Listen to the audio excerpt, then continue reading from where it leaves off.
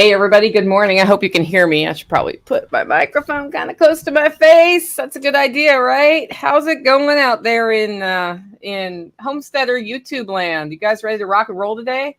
I've been up chasing sheep. You'll hear that story later today. But we've got our Homestead happenings update this week, which is just a live recounting of what's up on the homestead. And we didn't do one last week because I was at the Swale Workshop, at Special Operations Equipment, and we had a really good time there. I've seen swales in real life. I've never seen one installed. And except for, I installed a different kind of swale here for a different purpose, but I've never seen the kind of swale installed that's intended to capture water and that you plant out and all that you do in the permaculture world. And the reason I haven't put any in here is I live on a very steep grade property. And so micro swales might work well here, and there are places where I can put swales, but then when you put a swale in, you inhibit your access. So you have to make sure you have access, and like the places where a swale might really make sense also are where we want to be able to drive a truck through. So it hasn't really been part of my plan here. That may be changing as the food forest is installed. So I'm doing a food forest workshop the last weekend of October, Friday and Saturday. It's a 2-day event. And Nick Ferguson is teaching the class. He's coming out. He's going to talk about how to plan a food forest. He's going to look specifically at my property and what we considered here, how to link that to your overall goals. Because what I would put in my food forest is different than what you should put in your food forest, especially with my ketogenic shift, right? And then we are going to do the first phase of the installation of the food forest here. We weren't originally going to plant it, but I think I will source some plants because I realized, he was feeling like a little later in the year would be better, but I'm thinking I can source some things, and if they live, they live. I've already got some plant propagation in progress on things that will go on that, but we'll be doing all of that here at the Holler Homestead. Tickets go on sale in about a week. So next Saturday, if you're interested, just keep your eyes out for that. Listen to the audio podcast. For those of you who only see this on YouTube, I do an audio podcast 3 days a week, Monday, Wednesday, and Friday. It's called Living Free in Tennessee. And my website is livingfreeintennessee.com. If you want to keep up on this food forest installation workshop, definitely keep your eye out on the website. I will put a post out. Sign up for my email newsletter because it will go out in that as well, because I do a monthly newsletter. And tickets usually sell out in a few hours to my events. I have very limited head like seating or space for these kinds of events. And I'm doing half of what I usually do as far as head count for this one, because I want to make sure everybody has plenty of time with the instructor to get their questions answered and all of that. For those of you who just joined the live stream, welcome, Martinson family, Autumn, Dawn, Anna, Josie, Corey. Good to see you on. If you want to get a question into the audio podcast, which I'll be starting here shortly, oh, ow. Did you hear that? That was my hand like hitting the wood of my desk. Anyway, I'm a little wiggly this morning. If you want to get your question in, put the first few words in all caps and I'll hit star on my tracker. I was going to see if I can keep up with Odyssey. So give me a second now. There's somebody on Odyssey. Going to have to mute that. So it looks like the Philippine Nomad. No, that's not. Philippine Nomad was here a while ago. Anyway, for those of you watching on Odyssey, you're over to my right. I will try to monitor your questions here as well. They don't feed into my feed. I am deciding where else I should be live streaming. So if y'all have thoughts on that, email me, Nicole at livingfreeintennessee.com, or drop it in the comments and I'll try to keep up. I've never really put a lot of purposeful thought into where I'm streaming. I stream on Odyssey. I stream here on YouTube. Sometimes I stream on other platforms. And I've had a lot of technical glitches with some of the other platforms. I think I might start streaming on Twitter. I don't know. Facebook does not work for me at all. So that's fine. I kind of gave Facebook the middle finger about 3 years ago. So I'm still there, but I'm not there really. I'm not invested emotionally or anything else. So anyway, if there are places you're like, man, I really wish you were here, just let me know. And then let me see. Comments. Well, Odyssey, I'm not seeing your comments right now. Why? Somebody say something on Odyssey, and then I'll see if I'm seeing the comments, and then we can go into the live stream. We had so much drama. There we go. I found it. Got it. Okay. We had so much drama this week that you'll be hearing all about that when we get into the stream. See, Odyssey's changed their layout, and now I can't see the chat as easily. That's a bummer. That's a huge bummer. Oh, well. Life goes on. Okay, you guys ready for the podcast now? You ready? Happy Friday, everybody. I'm actually so glad it's Friday, even though we're doing our open house tomorrow here at 9 to 1. And, well, you'll hear about the drama. You'll hear about all what's going on. What you're going to find when you get here is that it is not a perfectly set up open house, but that's okay. We're going to show you what homesteading is really like.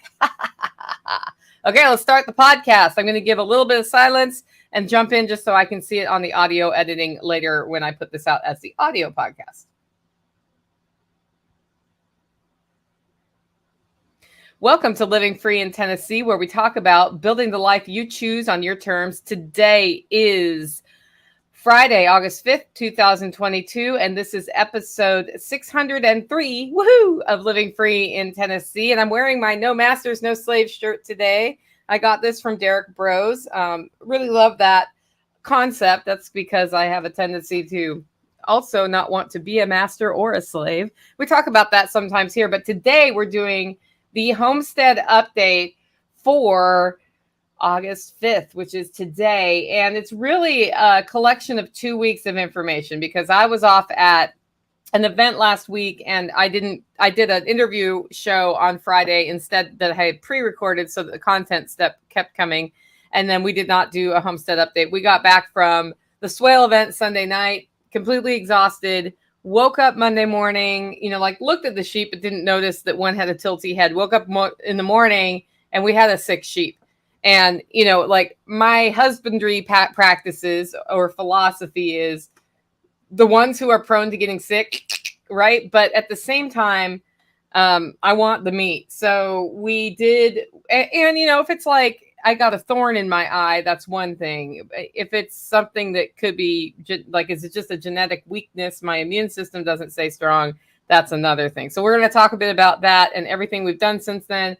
I'm completely exhausted today. I'm so exhausted that last night, I cooked dinner. Dinner was tomato soup. Let me tell you how you make tomato soup. You put tomatoes in the blender with all the spices and you go, and then you throw it on the stove and you just simmer it down a little bit. That's what I did to cook dinner. That was zero effort. And then I threw leftovers out, like meats and stuff that were left over from other meals. And that was dinner. I ate my dinner. It was, 6 o'clock. And I fell asleep. Literally just could not stay awake.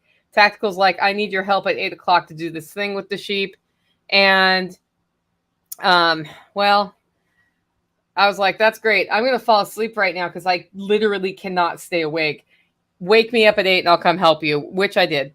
And then we got down there and that was a whole nother story you're going to hear under the livestock section of today's show. Guys, if you have things you want to hear about on the audio podcast and you're not hearing about them on the Homestead update, feel free to email me, Nicole, Nicole at livingfreeintennessee.com or go to livingfreeintennessee.com and click on contact. With that, it's time for our first segment of today's show. And I see something already on my show notes missing, and I'm going to write it in real quick. So here is what we are foraging right now from the land. This is just where I talk about, because I walk every day, I see what's coming out of the forest because I'm in the forest, and I also see what's coming off the land.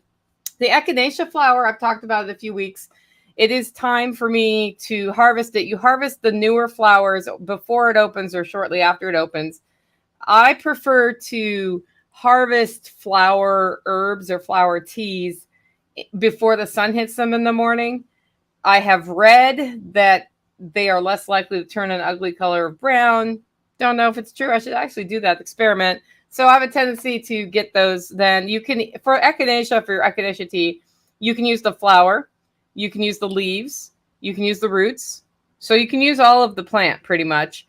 And so what I'm doing now is I'm going to not harvest all of the flowers because I want the seeds to be created into fall and for this patch. So I'm going to harvest about a third of them, which is like 4 flowers, guys.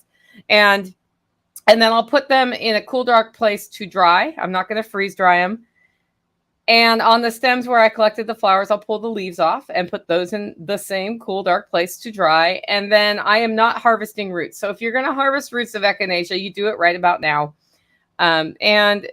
Or you can wait till a little bit later. But what happens is the plant will come back year after year here from the root. And so if you're going to harvest the roots, you only want to take about a third. And when the plant has been in place for about 3 years, that's when you're doing your first root harvest. So you could do it sooner, but you might like kill the plant. And what I want is an Echinacea patch, right? So this is the second year that this Echinacea plant has existed. I got it from Ashley, who started it from seed last year. It was in my aquaponics system. I moved it to the hillside garden this year.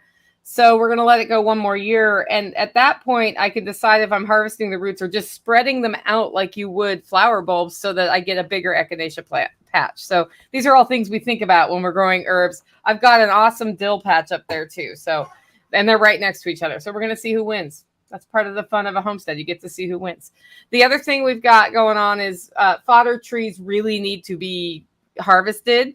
So we are going to be just doing a bit. I'll probably do a bit of that at the open house, just showing you how. Like I've got a mulberry tree right up on the hill. It's probably not the hybrid mulberry that Nick Ferguson recommends, but it's one that was planted by a bird who pooped, and it's pretty robust where it's growing. I pollarded it this year, which means I cut it off at about my head level while it's still dormant. And I watched it. I'm like, crap, it didn't put branches out. Well, now I just killed the I just killed another mulberry tree. Nope. Right now it's got like a Q-tip collection of little branches. I'm going to choose 3 or 4 of those to let go into larger branches for the long term. And the rest I'm collecting. I can either feed it fresh to the goats and sheep, or I can dry it and store it for winter feeding. It's so little from that tree that I'm going to probably feed it straight to the goats. They love mulberry. It's the rabbits like it too. I'll give some to the rabbits. But if you're at the open house, that's one of the things I plan to do is go up there with some pruning shears and show you just how I'm choosing which branches will go on for long-term fodder tree growth. And I can just show you how pollarding works while we're there. We've also got creek mint coming on. So the creek mint is like the size of my whole desk, which is big.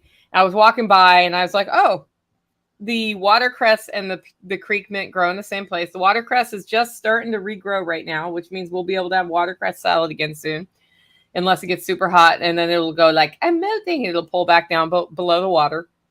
But the creek mint, there are 2 kinds. I don't know what kind of mint it is. It's just mint that grows in the creek. So I call it creek mint. But that's got a lot of growth on it. And I have some mint on my hillside garden outside. And I've done the first round of harvest of that. And I've been planting that in the cracks between the rocks on my retaining wall. Those of you who are going to be here tomorrow, you'll see there's like a lot of weeds growing in those cracks. Some of those weeds are intentional. Some of them I don't want there. And mint is one of I have mint, clover, and some other, like I have some comfrey growing there. And I also seeded mullein. Those are the things I really want to grow in the cracks. And I do have some lamb's quarter growing in the cracks, which is fine. Other than that, the other things coming up, I'm not super supportive of. So every so often I go through and I pull them out. But I'm making space for things to grow in those cracks between the rocks on purpose that are medicinal or edible or something I like to look at, because something's going to grow in the cracks. Something always grows in the cracks. It's edge. If you know anything about permaculture, you know that on the transition from like a forest to a pasture area, right along that edge, all the good stuff grows, like the elderberry and the lamb's quarter and all sorts of cool stuff grows there. The raspberries, that's edge. And when 2 rocks are next to each other, there's an edge created. And so I have to think about what I want to grow there. This year, I'm about 50% successful on what's growing in the cracks over what I want growing in the cracks, but that's not bad. And the most successful thing I planted has been chocolate mint, because I was like, well, chocolate mint sounds like a fun one to make tea out of. And I already have the creek mint that just grows. So I'll do one of these fun mints. And we have, of course, apple mint out there that will never die, as Ken Esch promised me, and he was right.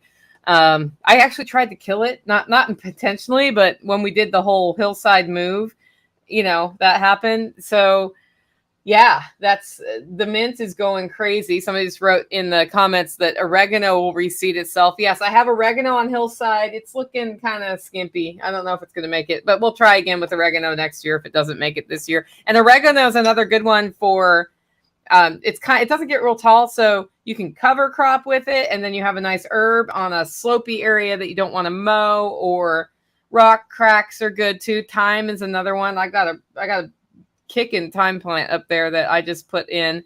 So lots of stuff like that. Goldenrod is flowering, so it's time to harvest that. It's a great medicinal. And then some of the elderberries are ripe. I just saw a big old ripe cluster along the road, and on the same plant, flowers. So this is in an interesting little microclimate where, because there's creek water running through and it comes out of the ground at 55 degrees, the elderberries along this creek tend to be on a different schedule. And my elderberries here in the yard are starting to get ripe, but usually the creek is behind everything because it's a little cooler down there. But this one bunch is like, hello, I'm an elderberry, harvest me. So it's time to harvest those. The way I harvest those is I just cut them off and then put them in the freezer for a bit. And you can take like a wide, like Dollar Tree comb, like, when you were in the 80s and you got a perm and they gave you a pick. They have picks, but they also have combs that are very wide, and comb the berries off. That works really well. Or you can just beat them on the side of a bucket. That also works really well. So that's what I'm seeing coming off the land right now. I'm sure there's a whole bunch of stuff I missed, and y'all probably know what those are. Okay, next update is the livestock section. This is probably where we shall spend the most time in the livestock session of the live stream. So we were gone. When we're gone is when the things happen. And I was gone Thursday, Friday, Saturday, Sunday. So 4 days, half a day on either side on those, so it was really 3 days. Nighthawk was taking care of the sheep, which is, letting him out, kind of taking a look-see at him, but he gets up and goes to work. So it's not like he's sitting there in the morning, like considering the sheep. Right. And they did the thing that sheep do. So the sheep start getting out and behaving like jerks sometimes. And you've all heard my long goat stories about the goat getting on my roof and chasing the goat around, and how chasing a goat is totally counterproductive. It's better just to make a goat curious about things. It'll walk up to you, you can grab it, and then you're good to go, right? Sheep are a little different to trick. Sheep are they're a little scared of me, right? There are two in the herd who will come up and let me pet them.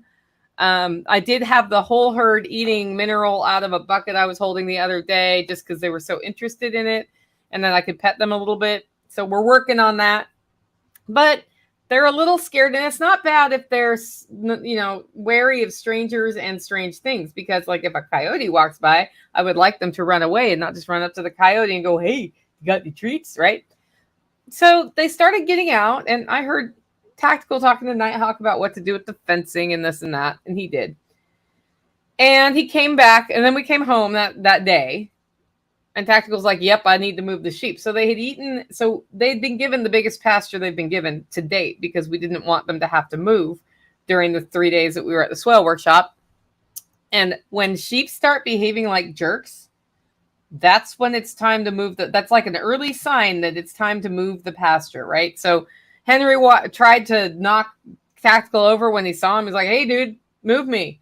They'll start going through the electric fence, all this other stuff. So when sheep start acting like goats, it's definitely time to move the pasture. Luckily, Tactical already had the pasture ready to go, so he moved them right away.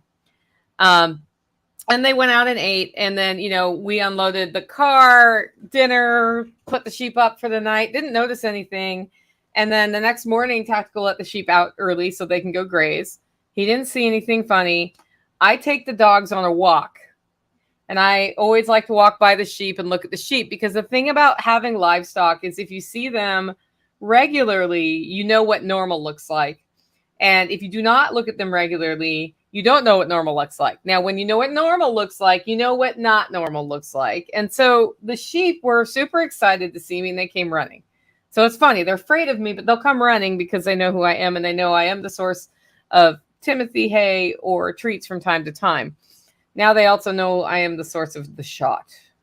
Well, only one of them knows that. So I look, and one of them's got like ear down on one side and head tilted. And I'm like, that's not right. And he stumbled a little bit. I'm like, he doesn't look bloated, because when they're bloated, they kind of act like they're drunk, right?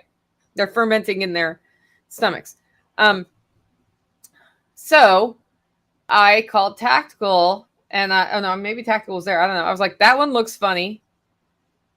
We need to deal with it. And he was like, well, what are we going to do? And I said, I don't know. He's like, okay, well, do this. Take your dogs for a walk. Get your podcast out. We'll deal with it. I'm like, no, when a sheep is showing symptoms, guys, it can quickly go from showing symptoms to dead. So the smaller ruminants will hide that they're not feeling well for a really long time. And so when you see it, then you want to do something. I'm like, nope, I'm taking the dogs home right now. I'm going to collect some things. I'm going to look up some stuff. We're going to come down and at least treat for bloat, because it can't hurt to treat for bloat, and then figure out what we're doing from here. And we need to get them separated, blah, blah, blah. So I come down here and I start collecting all the things I think I'm going to need. I'm looking through the book of symptoms that we have just to see what we think it might be, narrowed it down to a couple of things, sent some text messages to people who have sheep so I could talk to them. And then Tactical came back. He's like, are you coming back? I'm like, yeah, I just needed to get everything in order so I know what to do out of the chute. And so we went back down to the barn, and luckily the barn has stalls. We got the sheep herded into one of the stalls, something we need to figure out how to do by noon again today. Brad t-shirt, I know. No masters, no slaves. Welcome to the live stream, Strong Roots Resources. So we got him separated, and then we got him collared so that we can hold a collar to grab him when we need to. And I just looked him over real good to see, like, is there an injury? What's going on? We gave him a little bit of baking soda. And I'm like, it doesn't feel like bloat to me. I'm like listening to him.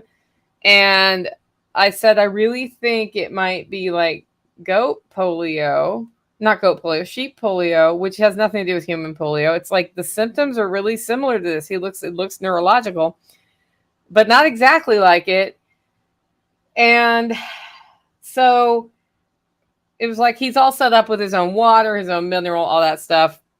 So we go back to the house, and what I know is I've got to go get vitamin B complex, which is B and thiamine, because when they stop, so goat polio happens when they get mold or something, or there's a fern they can eat that will do this. It blocks their body's ability to produce vitamin B and thiamine. And so what starts happening is a neurological disorder, and when you get their vitamins balanced, they're fine again. So I was like looking at that. I'm looking at possibly listeriosis, which is really bad. Probably going to die if they have that. Like all the horrible things. I'm asking people, I'm sending video around, and nobody could figure out what it was exactly. And so I went to the store. So we made a decision. First of all, do we just cull the lamb? And the answer is, if the lamb lives another couple months, we'll get more meat off of it. At this point, if we do any interventions, I'm not selling that meat. We're going to eat the meat here, right? So, but I had to make that decision. And long term, we want the sheep herd to be strong genetics. So we don't want to nurse somebody through, then let them reproduce. And then, we have a problem passed on. So Greg Judy would probably have just shot the sheep or this lamb. I have 11 sheep, 5 of which are intended to go to butcher this year. And that means that 4 are going to butcher if this one dies, or I'm getting a half, like 50% yield. And so we made the decision, we will intervene and see what we can do. We also felt like we don't know like when you're raising a new type of animal, you don't know everything, even if you know and you've looked online and like you've seen other people's sheep and you have great advisors, you don't really know till you know. I think about a year or two with an animal, you start really getting your feet underneath you for how to treat what, how to look for things and that sort of thing. So we decided, okay, if it's going to cost like $250, we'll just call it. And if it's something that we can put a little bit of effort into, we'll nurse it through and then, eventually process it for meat. So with that in mind, I looked at all of the symptoms, the things it could be, and the treatments for them. And I came to the following conclusion. One, if you're going to test your animal for some of these things that I talked about, like listeriosis, by the time the test results come back, your animal is dead. So what veterinarians do is they do a treatment for the illnesses that it might be, as long as they're not the type of treatment that's going to hurt the animal, or make it worse, right? So what they will do is like worm it. In case it's a worm issue, they will give it an antibiotic. In case it's an infection, and they will give it a vitamin boost, because you need to give a vitamin boost. Now, when you've given a ruminant an antibiotic, you also need to give them probiotics for their rumens so that you don't then cause another problem with bloat. So we decided we will do this. Again, we're not going to sell this meat because it's now been exposed to antibiotics once in its life, and I'm not going to do that to people. But I'm okay. I'm actually philosophically okay with eating meat that has had an antibiotic once in its life and had time to get that out of its system. That's a personal choice for me. So went to Tractor Supply. Oh, I stopped by the vet on the way to Tractor Supply and said, hey man, you know any livestock vets I can call? Because I really just wanted somebody else to kind of talk me through some of this. Went to Tractor Supply. It just so happened like the Tractor Supply gods were smiling on me, and the person at Tractor Supply also has sheep. That never happens, by the way. Usually it's like, they're like, I don't know, I just work here because it's really hard to get people to work in retail and stay in retail, right? This person has sheep. So she was talking, she talked me through some stuff and helped me find what I wanted. At this point, I had also looked at the shepherdess site, and she's like, I actually worm my sheep because if with a small herd, if you don't, especially the first year or two, she said, she worms them, twice. And then if they ever need it again, she kills them. And I was like, well, that's interesting. So we still haven't decided what we're doing in that regard, but we're going to decide soon, because if we are going to worm them ever, it's going to be before the little babies come. Dawn, I need to talk to you about that, just in case you're listening, because I know you listen. Because I can't remember if you worm them, and if so, what you use.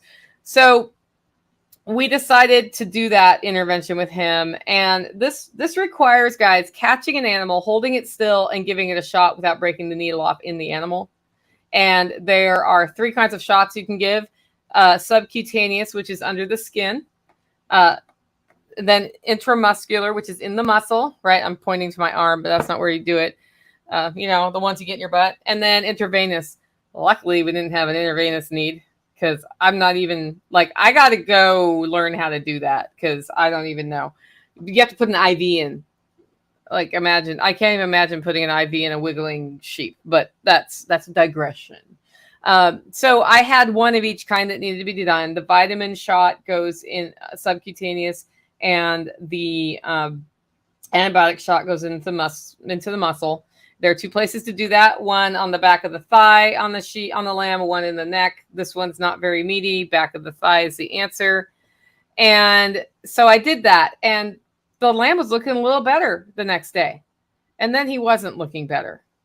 And in the intervening day, I had a talk with a mobile vet who just, without charging me any money, she just called me and said, this question. And then she's like, she was like, first of all, listeriosis is impossible for your animal to get unless you're feeding them moldy grain right now, which you're not.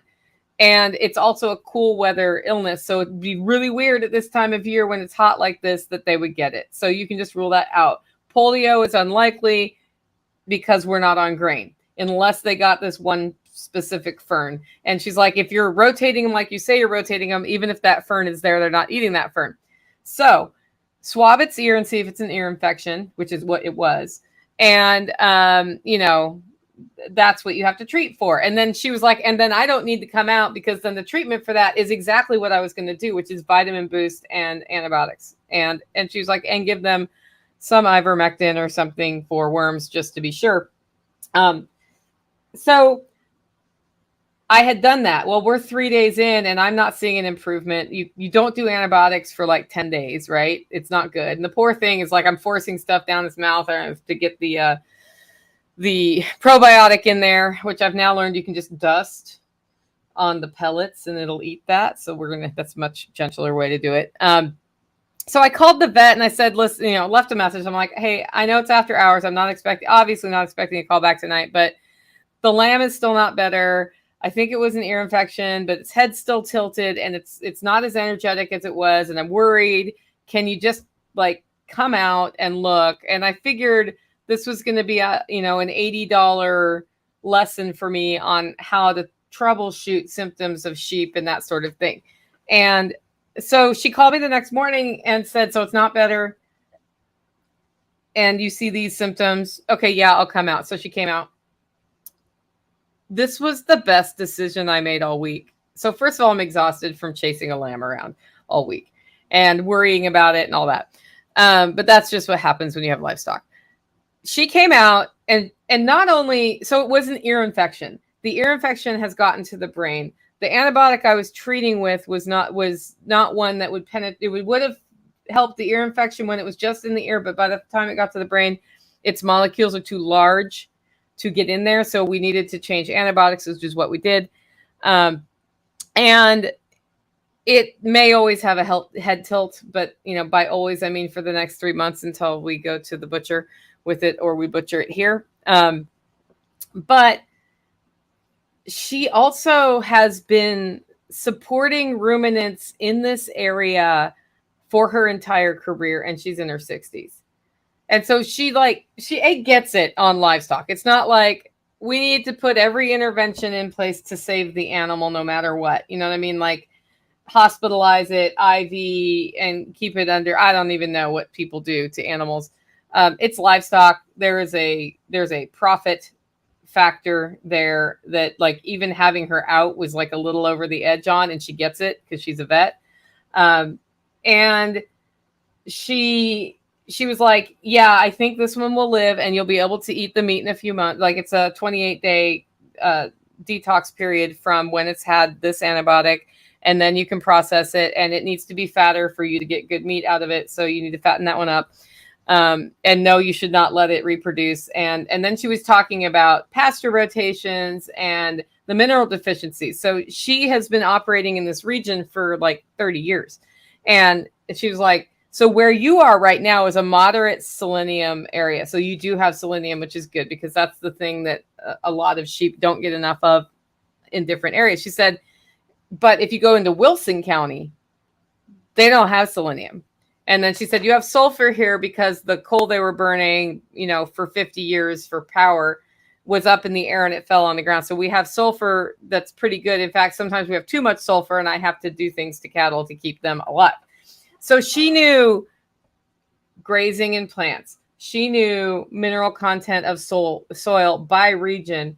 And it was a wealth of information. She sat there and talked to me for like an hour just about different things about hoof trimming and all this other stuff, which I know, like we've already trimmed one ram's hooves, but we need to actually do a hoof trimming party day. But then she said, she knows somebody who has a goat who made a triangle shape with asphalt shingle roofs, and the goats run up and down that and they never need to trim the hooves. We're going to try that with the sheep, because if the sheep will do that, then our life is easier. You don't have to put them on their backs and they wiggle and trim their hooves. But that is coming soon to a holler near you. Hoof trimming hijinks. It's not that bad.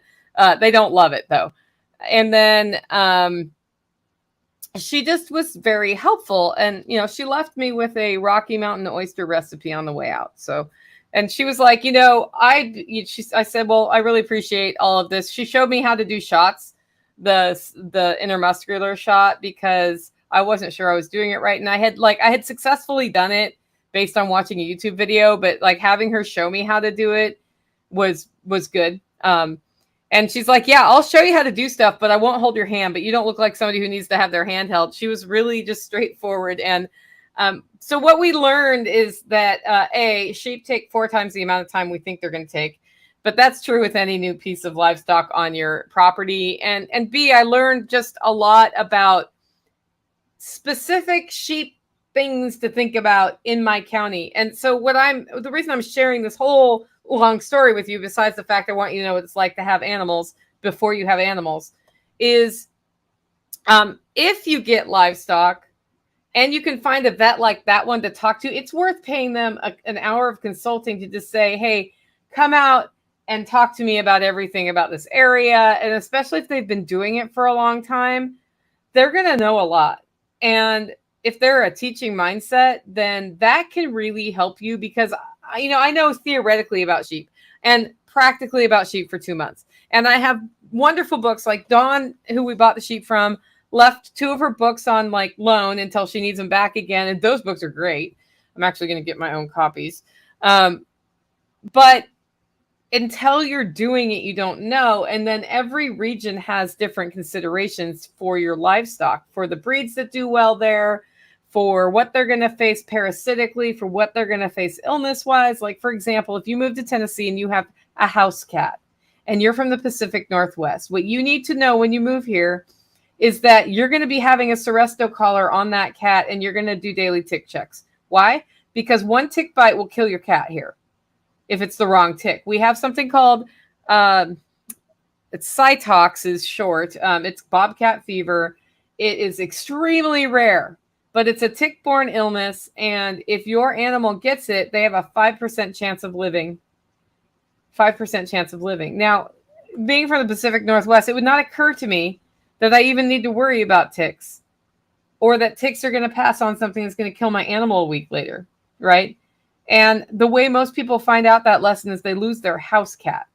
So there are things like that in an area. And I hope everybody who's moving to Tennessee from here just heard me say that, because I don't care how natural you want to be. The Seresto collars that do flea and tick are the only thing that's ever worked on any of my cats to keep the ticks off.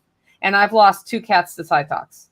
Maybe 3. One disappeared last year. He may have died of it. I don't know. He's the one who survived it. I had 1 cat live through it, and I've lost 2 to it. So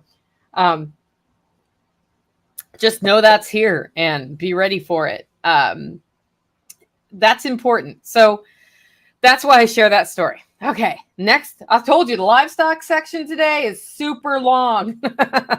We have a baby duck. The Muscovies hatched out 2 ducks. We call the duck baby. And it's running around. The ducks are all intermingled now.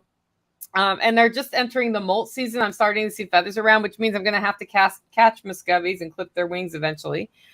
When you clip their wings, watch a video on it. There's some good ones on YouTube. But the thing that's important to know is when you look at the feathers, if there's blood in the tube, the hollow part of a feather, do not clip that. If you clip that, the duck will bleed to death. Now you're like, I'm never clipping wings. Hold on. If you clip that and it's starting to bleed and you pull that out, it will stop bleeding. So if you ever make that mistake, the duck does not have to bleed to death. But if you just clip it and don't do anything and the duck's bleeding out that tube, it's like a hose of blood out. And the way to stop it is to pull that out, and that hurts the animal. So you want to be really careful. Part of it is if you get too close on the clipping, you can hit one like that. What I did when I clipped the ducks is there were 2 of us involved.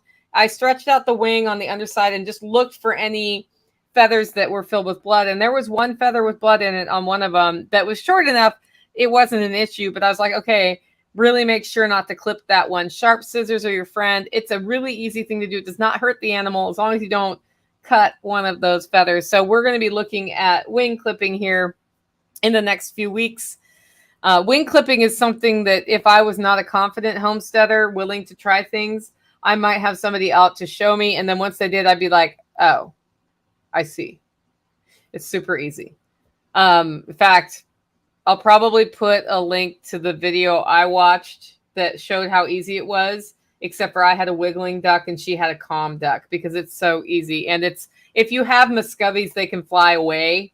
You don't want that. So you're going to clip their wings every time they go into every time they go through a molt, because they're going to lose their feathers and they're going to grow them back and then they can fly again. Woohoo! So we got to corner them in the coop. Muscovies are badasses, man. They'll like beat you up a little bit. Wear long sleeves. I almost cut an artery when I was clipping them, and I don't want to be the homesteader who dies because a duck scratched me. So wear long sleeves even if it's hot, so your forearms are protected, because they've got some talons, man. They've got some talons. So let's see what else. The pigs. So LB. Little Brutus is up for consideration if anybody wants a stud pig. He's half Duroc, half Idaho pasture pig. His dad was a really good genetics passer-oner, and he would like to move to a new farm and get somebody pregnant. So if you're looking for a stud, I've got one for sale. He's $150. Just throwing that out there. So LB wants to move out, and his mom is probably pregnant by him. I'm going to look at the calendar to see when she's due. I was actually looking at her today going, yep, I think she's pregnant. And he also, they've been sealing the pond more. So Tactical found another place in the pond that needs to be sealed, and they've got that done. We're at the point now with that pond where the reason it's not sealing is there are tree roots in the bank, because trees were allowed to grow up on that pond, and it has caused avenues for water to go through. So we need to cut the trees down on the downhill side of the pond, which is the dam side of the pond, so that we can finish sealing the pond. And that's going to be great. So yeah, Jenny says, oh my God, I'm going to be an auntie. She took care of those pigs. She got some good pictures of those pigs, guys, because they love apples. That's all I'll say. And then the other thing is we're considering if we're going to get an LGD with the sheep. The way we're managing them right now is they go into a barn at night where the coyotes can't get them. What that means is they're exposed to their poop every night. What that means is we may be introducing parasites into because they're not rotating and never going back. Like if they encounter their poop again, they may get a parasite load, and we don't want that. So like our first goal is to keep them from getting worms by not having them on the same pasture twice in 60 days, right? So we're looking at if I'm ready mentally for an LGD, and we were offered an LGD, a set of LGDs that were just born. They're puppies. They're perfect for training right now. I'm going to talk to Nick Ferguson first because I want to talk to him about breed, and I'm a little worried about the LGD killing our dogs. So I'm trying to figure out, like, how do I introduce that? Because it's not a problem over there, but when the sheep come here with the LGDs here, I'm a little concerned about what happens with the cats, my dogs, ducks. You know, I know they're not supposed to kill the livestock, the little livestock, but their buddies are the sheep.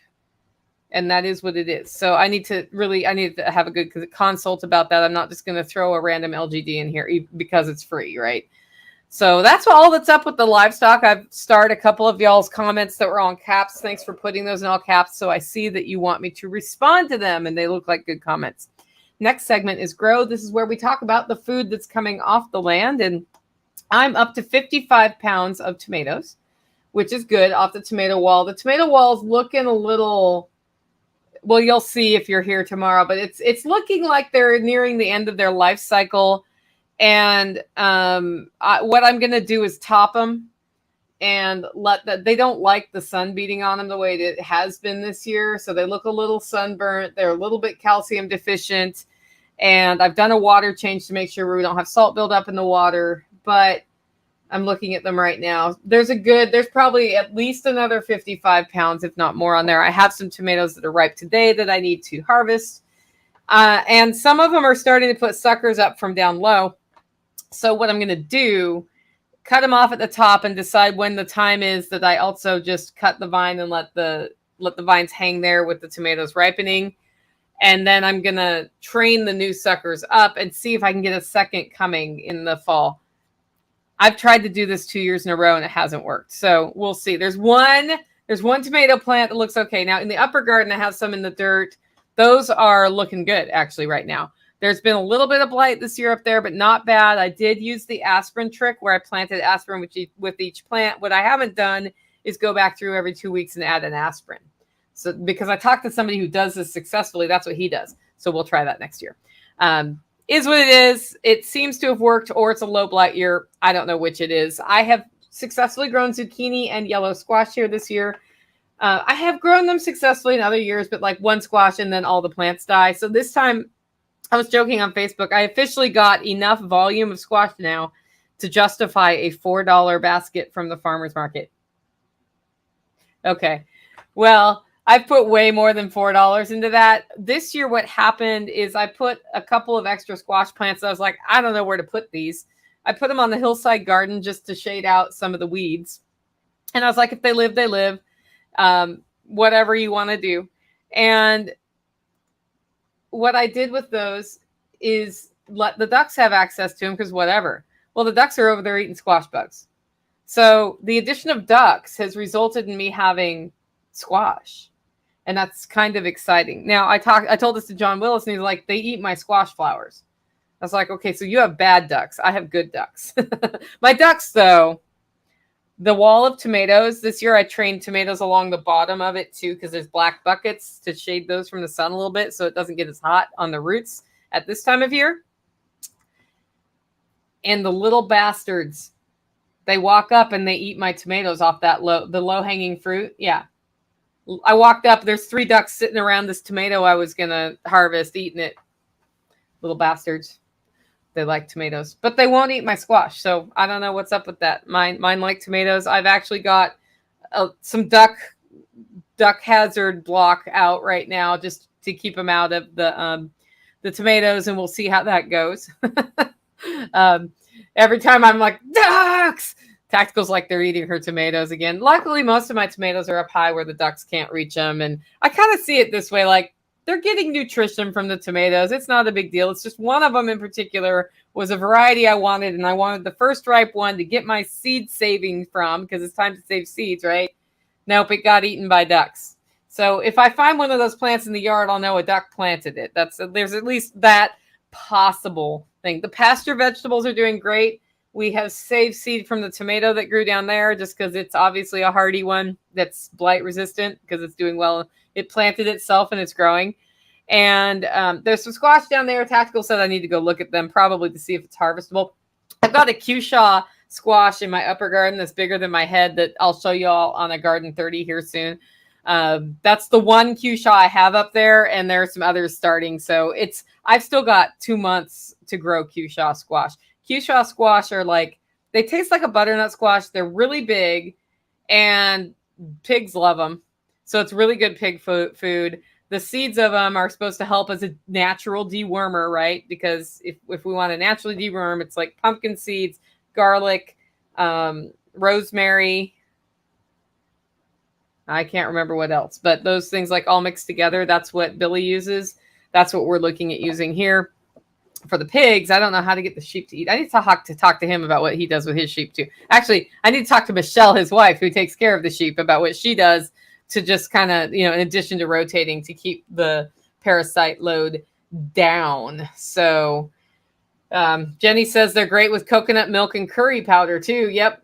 Squash soup. Maybe we'll do a Cushaw squash soup at the food forest thing. You guys, that sounds like pretty good, huh? Like a nice, it's almost like pumpkin soup, but it'll be Cushaw soup and it'll be in October. And that's like pumpkin spice month that everybody makes fun of. I've just decided we're going to have smoked pork and we're going to have Cushaw squash soup. And I don't know what else. Probably meatloaf is going to be one of the days. Meatloaf. Definitely rotisserie chicken like we did last time. That went over really well. We're just getting that menu going. We feed y'all well here when we do an event. Just saying. I might do meatballs again instead of meatloaf, and then I'm going to curse myself for making that decision. Every year I'm like, I'll do meatloaf. I'll do meatballs. It's easier to portion it out. Everybody gets a couple of meatballs. I'm making meatballs. I'm like, I hate making this many meatballs. So it's a cycle I go through. I might want to go through that again. It's actually a lower head count, so meatballs might be the way to go. That's all I'm saying. And then the other thing about grow is like all the weeds. It's Weedmageddon season again, like it is every year. And there were weeds that were bigger than my head with stalks that big near my garden, falling over onto my garden. I had to come through and I took my ricing knife and pushed them over, and yeah, happens every year. It's that luckily this year, because of the Garden 30 series, I don't have like a huge weed problem in the garden. And so I'm getting, like that at least it's not under control, but it's way more under control than it usually is.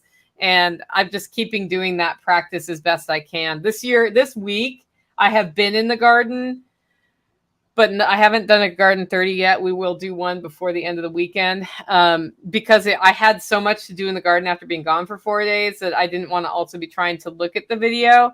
And then the 6 sheep on top of that. I've been working in the garden at really odd times. So, but I've managed to harvest everything, and it needs some more rabbit poop up there. And I've reseeded some beans. I'm going to reseed some beans again because I'm just going to keep trying on that stuff, guys. I should put squash under the squash and see if those will come back. At this point, any seeds that go in the garden of summer type things like squash or beans that once a frost comes, they're done. It's kind of a Hail Mary thing to put them in now. I might get a harvest, I might not. So it's like playing seed roulette like I do in the spring where I plant early because it's a couple dollars in seeds. And if a frost comes, I just put the same seeds in the same places. No big deal. I actually played that this year with green beans, and my first set of green beans did not germinate because like the weather just did not cooperate. So I was like, well, more beans. And then I got some inoculant just in case they weren't pre-inoculated, and the beans came up. So keep inoculant on hands, guys. Know that bean seeds do not necessarily just germinate on their own. They want that fungal inoculant to really be successful. Most commercial beans come pre-inoculated, some don't. And that was what solved it for me. In fact, I need to order more of that before winter time because I want to make sure I have it on hand to go next spring, ready to go. So that's everything in the grow section. Next up is the Holler Neighbors / community segment. This is where we talk about just what's going on in the community. Kerry Brown has his homesteader swap meet on Sunday. If you have not RSVP'd for that and you're going to go to it, get over on Telegram, ask how to RSVP or do it on MeWe. Somebody will hook you up with the information, or look at the email you got from me in the newsletter that tells you how to do it. Let him know you're coming because he wants to know who's coming. So when you let him know what's coming, that you're coming to do, like what it is like if you have 2 canners and you don't want 2 canners, you want one, you bring the canner and you trade with somebody else for something, or I'm sure you can sell it for money. He's hosting one of those, I think the first Sunday of every month at his homestead near Knoxville. So definitely think about going to that. Or if you're just somebody who's new to the area looking for stuff, that's not a bad way to get started so you don't have to buy everything new. Okay, so to find out his address, though, you have to RSVP. We have the Living Free in Tennessee Telegram group and the Living Free in Tennessee MeWe group, both of which you have to be admitted to. So if you apply for the Telegram group and you don't get an answer right away, that's because the admin who primarily kind of oversees that there is having a baby. And so I'm jumping in, and some other admins who we're on the internet a little bit less. We jump in when we can. We'll send you a message saying, hey, what brings you to the group? And then you'll say, hey, I heard Nicole talk about it on her podcast. And then I know you're not selling cryptocurrency to me or other scams, other sex scams that come up. That's how we're filtering people out on Telegram. On the MeWe group, same thing. That same admin who's also very active on the MeWe group is having a baby and, busy. It's a busy time. So it may take a little while to get admitted to the group. I'm checking it a few times a day. But then you can ask, and then people will hook you up with Carrie. You can RSVP. I think it's going to be a really fun event. So I wanted to highlight that. Guys, if you're hearing this going, I have a community event that people should hear about, you better email it to me this weekend. If it's any time in the next 2 months, email it to me. I'll include it in my newsletter that goes out that highlights different ways people can meet up in the community. I don't want to just be like, hey, come to Nicole's events, right? If there are other events, I want to know about it and put it in my newsletter. The e-newsletter goes out once a month. It's going out next week to the LFTN community. It's going to announce any gatherings in August and September and maybe even October. It's going to highlight cool things that community members have done. It's going to highlight stuff that I'm launching. It's also going to launch, the different sorts of things that we have going on, on the here. I'm going to announce when tickets are going to go for the food workshop we're doing here at the end of October so that everybody knows exactly what to do and where to go. So definitely send those to me, livingfreeintennessee.com. Click on contact, that goes to me.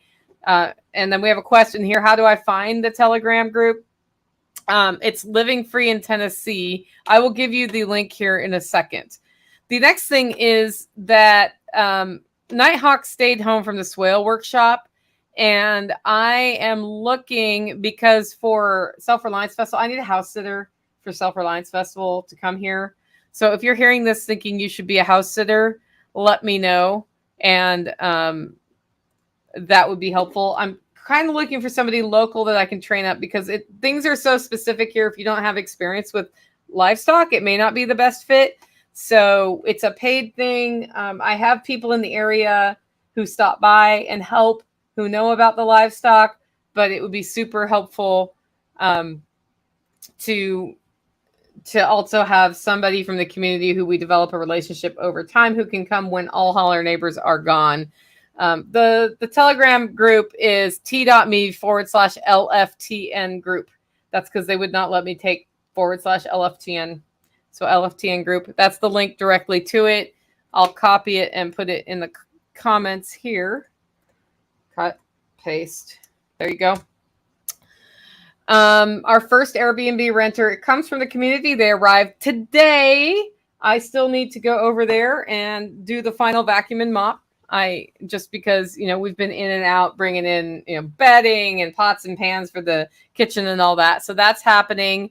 Looking forward to that first renter telling me what else I need to deal with there. So that's always kind of fun. Like the first renter, you're like, how'd everything work?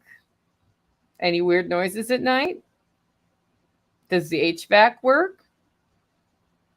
Did you have enough towels? Stuff like that. So for me, it's actually, I'm really thankful that somebody from the community who I know, well, I don't know them in person yet, rented it, because I know that they can be straight up with me about, I think this should be improved, or, that sort of thing. And that's very helpful to find that out from somebody, rather than find it out 5 renters in that, like, the toilet runs at night and keeps them awake or something silly like that. Like, I stay in a pretty much the same Airbnb in Camden, Tennessee, almost every time. And last time I was there, the toilet was running on a cycle, and the shower didn't get hot. And I was like, hey, so probably nobody told you this, but the toilet keeps running on a cycle. Even when we jiggle the handle, we can't get it to stop. So there's probably a gasket that needs to be replaced, and it's probably costing you money on your water bill. And the shower's not getting hot all of a sudden. And they took care of all that. And they're like, thank you for telling us that, because we would have gone for months not knowing if you hadn't said something. And I'm like, oh, I'm going to say something, because I like my hot showers, especially in the winter. Like last Self-Reliance Festival, and not all the way hot shower was okay because it was hot. But this next one in October may or may not be hot. And if we do anything in the winter, I want a hot shower at the end of the day. Just saying. Okay. So lastly, I did want to highlight something that happened without naming names, but we had a community member who's been looking for housing. And what's happened with their situation is it's becoming less and less safe where they're living now. No, Jenny, this isn't you. And they didn't really say anything about that, but I called them and I'm like, is it becoming kind of sketchy there? And they said, yeah, it's getting sketchy. And I don't know why I hadn't thought of it before. It was just because it was so far from where they are. I thought of another community member who has a place that's rather large and maybe had a place that person could stay. And I connected them. And I don't know if they have worked something out, but I think what might be happening right now is that the person who's in kind of a sketchy situation is able to rent from the person who has a good situation. And it's a win-win, because that person could have somebody on their homestead who can help take care of things when they're out of town. So I try to look for those kind of connections. And I'm bringing up this story not to say yay community. I'm bringing it up because maybe you know somebody who should be connected with somebody. So people ask me all the time, how do you develop positive community? That's how. You may not, there may be something that's been obvious for 6 months. Like this one, I should have made this introduction like a month earlier than I had. I just didn't realize that it would work. But You know people who are looking for things, and you know people who have those things, and you may not know that you know, but on the day where you have that thought, like, I don't know, I'm going to look at our group and just pull a couple names out here. Mona and Dawn need to talk to each other because Mona likes tomato sauce and Dawn has too many tomatoes and Dawn doesn't like to can. I'm making this up, right? Out of names from our Telegram group. And the day you have that thought, you're like, gosh, what if Mona got Dawn's tomatoes and made sauce and shared the sauce, and then she got free sauce and she got her sauce canned and everybody wins? When you have that thought, take action. If you really want to build community around you, make that introduction and then back away. And if it happens, it happens. If it doesn't, it doesn't. I usually do it like I'm not making a recommendation, but you guys need to talk. Every time something like that happens, the community is a little bit stronger and a little bit stronger, right? So I just wanted to bring that up here. Next up, I told you there was drama on the homestead. We're going to talk about infrastructure. Yeah. So sometimes we are like really cool and we save money by getting the kind of air conditioning where you only cool a room at a time because you want to optimize things. You know what? Hey, I'm at the Taproot. Woohoo! Hello, Taproot folks. Sometimes you save money this way. And you know what happens? Is that room air conditioner that you got doesn't have an off button for when the water reservoir needs to be emptied. And you know what happens then? The water overflows. So we had a very bad, no good day this week where sheep were getting out. We had the sick one. It was like day one of sick animal. New pasture needed to be foraged. And this first round of pasture is a lot more work because Tactical is attacking weeds. So they're taller than he is. And anybody who's met him knows that he's really tall. And some of them have stalks like that big around or bigger. Some of them require a chainsaw to get out of the way to be able to run the fence so it won't short out. You know, you just got to cut a 2-foot wide swath. He has been repairing weed whackers for weeks. He's just like rotating through them. Oh, this one's broken, this one. And then in the evening, he's like trying to fix the one that broke. Makes him super happy, by the way. If you want to see a grumpy redneck, watch Tactical work on weed whackers that don't work. So that was happening. We had unknown delivery happening, flat tire on his four-wheeler. And then I'm like, walk into my guest room where I had my room air conditioner on dehumidify because I was trying to knock the humidity back in the house. I don't usually run it all the time. And I'm like, the floor looks kind of shiny right there. Why is the floor shiny? So I was lucky. I walked in and it hadn't been happening for days. If it had been happening for days, I would have a black mold problem, and I don't even want to think about what that looks like. Luckily, I walked in and I saw a shiny floor, and I proceeded to move everything I could, everything that needed to be moved out got moved out into my living room. So there's now like an oasis of crap in my living room from that room. And I dried the floor off, and I got on the Zello, and I was just like, hey, man, bring the dehumidifier from base camp's basement down here. And he goes, what? Like all mad sounding. And I'm like, I said, please bring. I said it in a very grumpy voice. I was not happy. I got whatted. Don't what me, man. You have replay on your app. So I told him again. And he's like, he yells, I'm trying to figure out priorities. You know, sheep are getting out, this and that. And I'm like, well, I have a water incident and I need to get a dehumidifier here. So we had a little argument. We both yelled at each other. That rarely happens, but it was pretty funny. Anyway, so we brought the dehumidifier down and he went back to what he was doing. I have water damage all over my wood floor in there, and it's laminate flooring. So it's at the cracks in between. I've been running a dehumidifier in that room ever since then. I'm going to have to redo the floor, I think, but I don't have to do it urgently. And I'm saying this like it's been all the drama because then later that day, the freaking pump house turned off. So I got water damage up here and we're like trying to do dishes at night. And all of a sudden I have no water. luckily all of that got fixed. These things seem to happen on the homestead all at once. It's kind of funny. Jenny and I talked last night on the phone. She's like, I can't believe how much stuff breaks around there. I'm like, I think stuff just breaks all the time.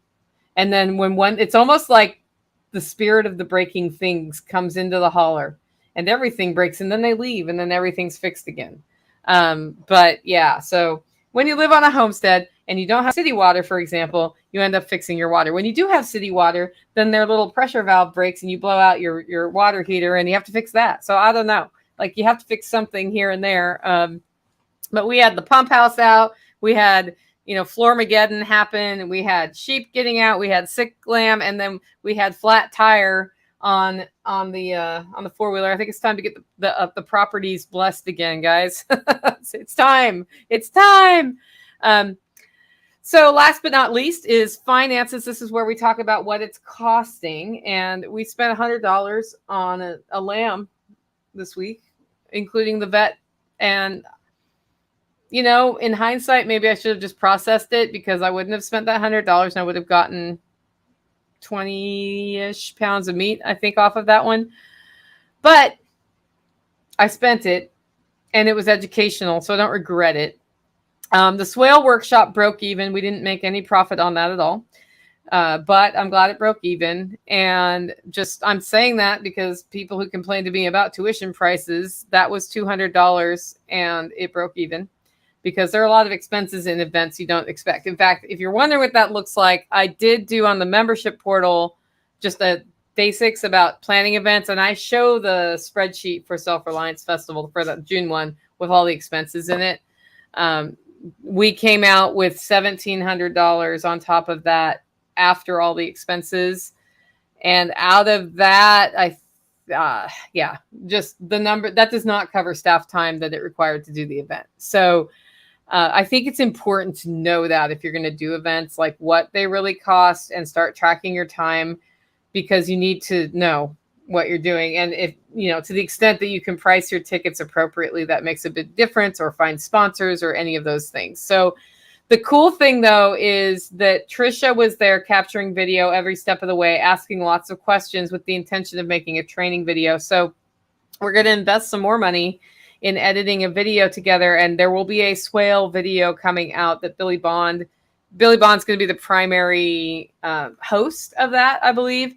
We're going to sell that, and I'm hoping that as a result of that, we'll have some finances coming, or some money coming in from the Swale Workshop effort, because it was a really big effort, and we'll see how that goes. So that's where we're at with that on the finances. So spent money on the lamb, and the event did not make money. So guys, if you don't track this, you don't know, and then you end up working yourself into a tizzy and giving up on homesteading. So that's important to think about the money side of things. Anyway, I hope you enjoyed today's homestead update.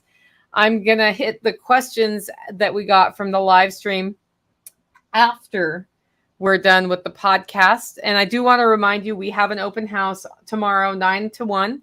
Potluck. Bring something to share. Know that there is no refrigeration here that's accessible for things that you bring. So if you bring something that needs to be refrigerated, bring a cooler. I'm going to make coffee, and there will be water available. If you want other specialty drinks, I'll probably have ice in a small cooler. All my event coolers are at John Willis's in advance of the Self-Reliance Festival, where they're going to be needed. So we have some small coolers around, or bring a cooler, and we will be totally happy to, put your drinks on ice. I'll probably get some fizzy waters, cans of fizzy water and stuff. And we're just going to have a good time. I've got Chris Spees is coming. He's going to do a scything demo. That's going to be down at the sheep pasture. You can see the sheep. You can see the pigs. The person who rented Base Camp said if people want to see Base Camp, they can see Base Camp. So we've got all that going on. I'm definitely going to show you what I'm doing to harvest the fodder branches off my fodder trees. And if you look inside my house, you will see that my living room is an oasis of stuff that used to be in my guest room. And that stuff's not moving, because I'm going to make sure that that room is dang dry before anything goes back in it, because I don't want a mold problem. So I just looked at the floor today and brought Tactical in for a second opinion. And it's like, nope, we're going to keep running that dehumidifier there for a while. Really looking forward to seeing everybody. Looking forward to going to bed early after I see everybody. Because that's how I roll, man. That's how I roll. Anyway, I hope you enjoyed this show. If you like the show, want to support the work I'm doing here, you can do it in 2 ways. 1, get your coffee at hollowroast.com. 2, consider becoming a member. That's over at livingfreeintennessee.com. Just click on membership to find out more. With that, guys, go out, make it a great week.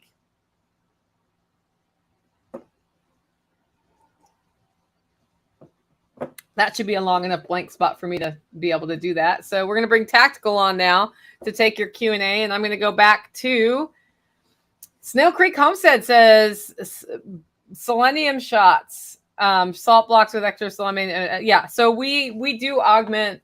We give the sheep free access to a set of minerals, and the person we bought them from, Dawn, gave us the first set, and since then we've added some minerals. I need to get the salt lick with selenium in it just for that.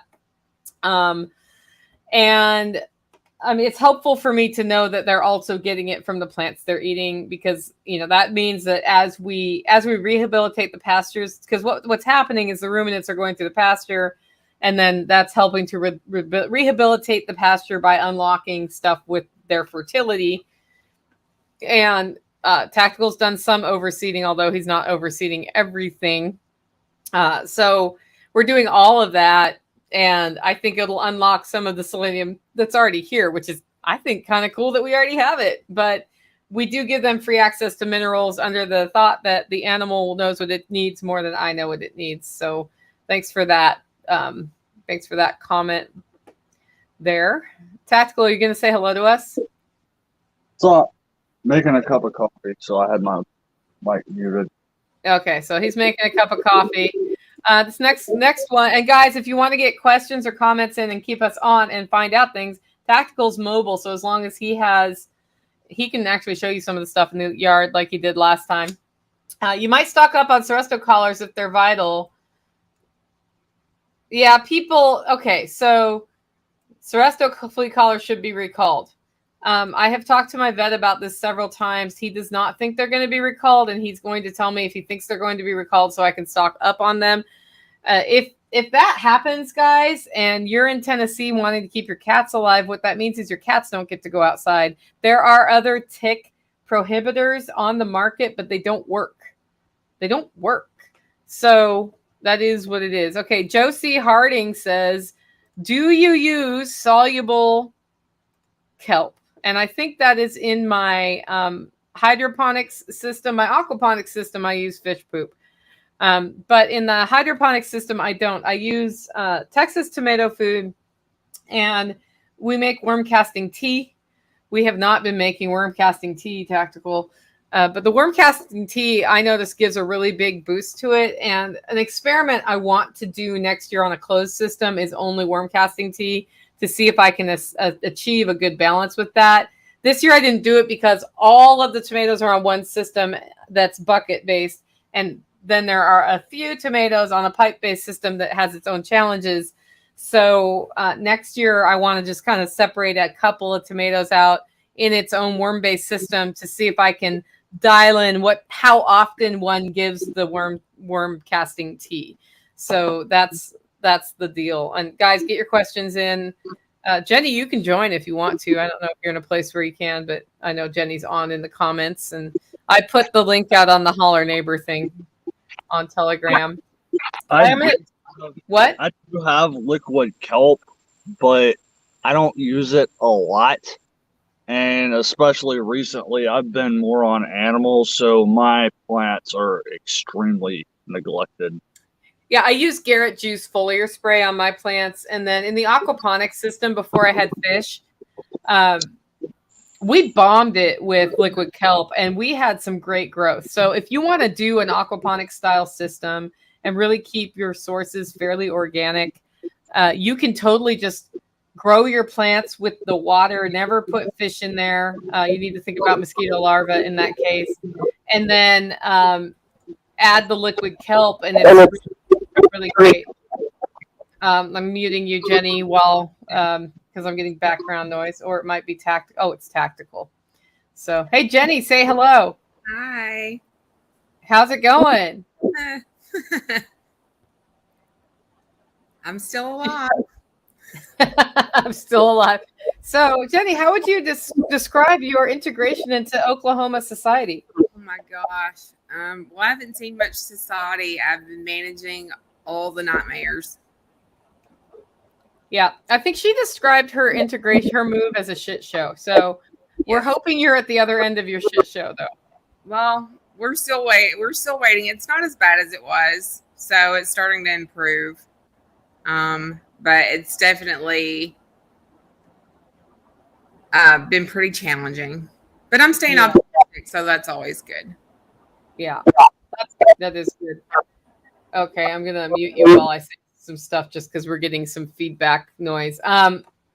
So laminate floors from Pack Rat. My wife loves to click together floors. I don't because of the reason. Yeah, so where they click together, if they get wet, it's not great. I was actually talking last night about flooring and what we might do long term with some friends, and a couple of us are looking at those the tile, ceramic, not ceramic.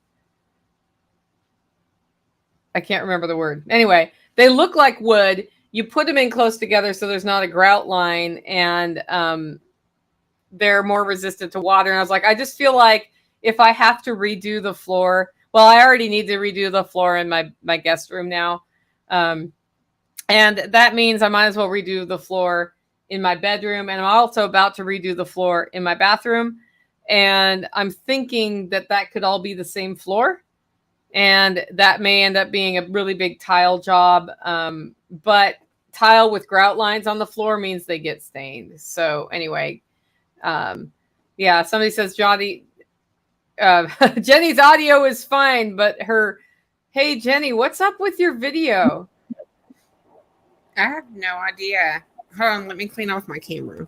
No, it's always, you look like Venetian blinds and you have stripes. It's always happening on your phone. I don't know. I do have blondes, Venetian blondes right now. So, but I'm not sure. Maybe it's the big crack in my screen. I have no idea. Yeah, every time you come on, it's like it just looks funny, is what it is. Okay, here's a question for you, Tactical. I'm going to mute you, Jenny, while he answers this. What's the most common problems you're experiencing with the gas weed eater fleet? All of them. So okay. I've got one gas weed eater. I just replaced the carb, which, if you don't know, a lot of your small engine stuff right now, they're going over to, instead of buying a rebuild kit, you just buy a new carb. I think I paid like $25 for that one. Then the priming bulb cracked and shattered when I tried to take it out. Of course, it's proprietary, so you can't just go to the Walmart and buy another one, or Tractor Supply or something. I had to order one. That order got canceled, and then I had to reorder it. It finally came in, put that on yesterday. Had to swap the lines around because they got mixed up. And so I swapped the lines around, got it primed. It tried to fire once. Now it won't fire. Still haven't had time to go back and figure out why. But usually most of the problems I'm seeing with any of the small engine stuff like that is usually carb or fuel related. I don't really care what any of the experts say. Ethanol is the devil when it comes to small engines. I will not put ethanol in a small engine if I have a choice in the matter, because it eats up a lot of the gaskets. They're like, a lot of people will be like, oh, well, they're making the gaskets now so that they're ethanol resistant. Well, that doesn't do any good if my weed eater's 20 years old. Yeah. So just throwing that little fact of life out there. But yeah, that's the biggest issues I've seen. I just picked up one of the DeWalt 60 volts, and I've run it enough now. I have I think it's the Weed Warrior head. Actually, it's sitting right here. But that's it. The battery's a bit heavy, but I've got that Weed Warrior head with the plastic blades on it. I would run the metal blades, but there's too many rocks around here. And the two things that I've noticed with that one as opposed to the gas powered, that thing throws clippings like a Tasmanian devil, like the cartoon, you know, where everything just goes up in the air and everywhere. And then if you get onto something that's really thick, it'll kind of bog down a little bit. It'll keep spinning, but it doesn't seem to have quite as much horsepower as the gas weed eater that I was running. But other than that, I mean, I am definitely doing things with that thing that DeWalt never intended for somebody to do. Yeah, are you liking the battery? Whoa. Sorry, guys. Okay. Are you liking the battery operated weed whackers better because they stay going longer, or what are your thoughts on that? I like the battery operated right now because I'm not having any issues with the thing breaking. It's not, you know, the carb's not getting clogged up with anything. I'm not sitting there trying to start it for 15 minutes. I don't have to carry a gas can around with, I think, yeah, that's a 9 amp hour battery on that one.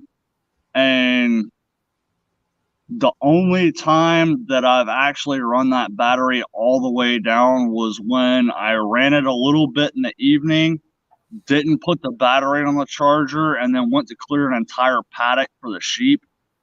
And right at the very end, I ran the battery all the way down. I would like to get a second battery for that thing just for the, you know, kind of reserve tank kind of a deal. But I mean, so far, I mean, it's definitely a little bit lighter, so it doesn't take as much out of your muscles while you're running it, and it's light enough that, like, I've got a single point bungee sling on there from SOE, and I can just let that hang off of that and just push the head down a hill and get a good bit of reach on that thing. So, I mean, so far I'm really liking it. I don't really intend to go back to a gas powered anytime soon. Yeah, you know, people made fun of me 3 years ago when I bought battery operated little mower weed whacker. People in the holler, so one of them on the screen right now, because they don't have any balls. And I'm like, but it works and it doesn't break as much. And I'm like death on keeping gas things going. And now certain people are using battery operated ones because they have a little bit more balls now, I'm guessing is what's going on. But I find small engines to be, yeah. I broke yours 2 or 3 times. Hey, mine was intended for the little stuff around here, which I now can't do because I don't have a working weed whacker. Anyway, Jenny, now that some of your firestorm is behind you, and we've decided to think positive thoughts and say all of your firestorm of moving drama is behind you. Are you starting to think about like apartment-based homesteading things? Are you putting any thought in that direction? I've been thinking about that the entire time.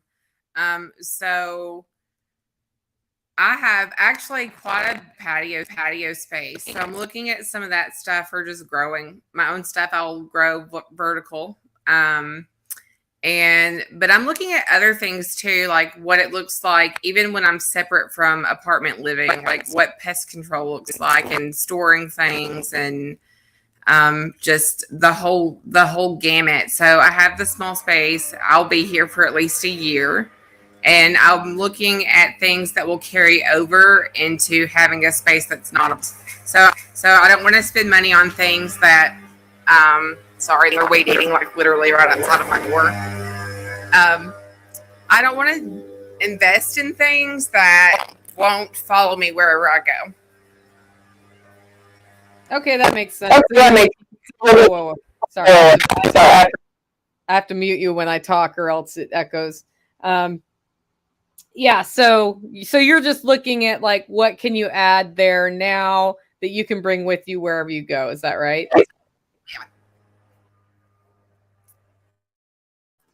Cool. Okay, I've got one here on the back to the floors.